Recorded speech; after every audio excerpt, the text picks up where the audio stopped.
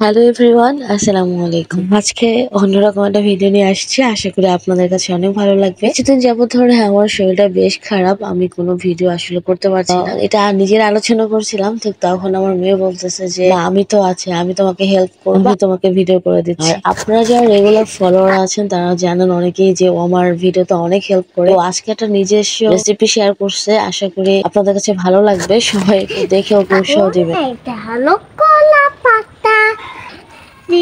দেখুন সবাই,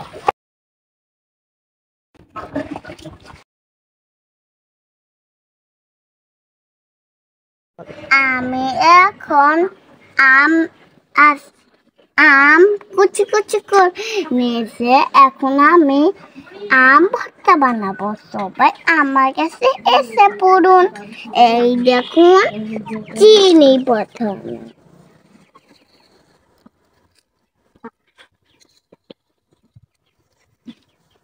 এখন দেখুন লবণ,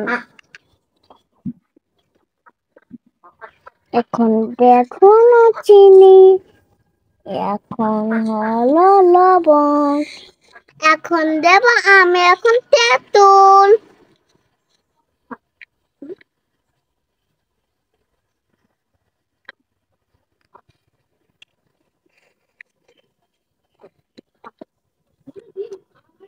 ওগুলো চটকাবো।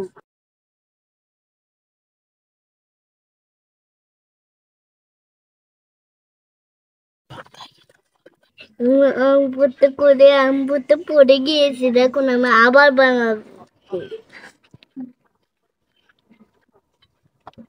দেখো তো লবণ হয়েছে কিনা। খুব টেস্টি হয়েছে, আমি খেয়ে দেখাচ্ছি। একটু চিন্তা তো। একটু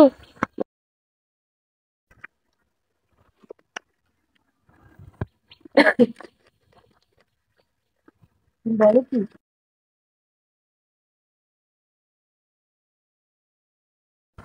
আমি এখন লোক সামলাতে পারছি না, আমার টাংটি কি আছে তোমরা দেখলে একদম অবাক হয়ে যাবে। দেখুন,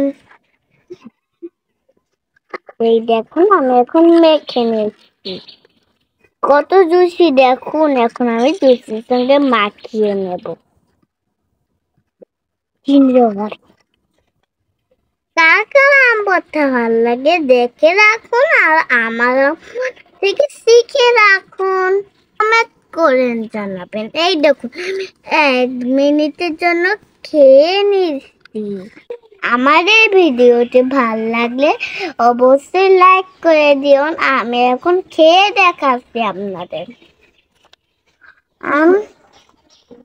বসতেছি, আবার আমি খেয়ে দেখাচ্ছি।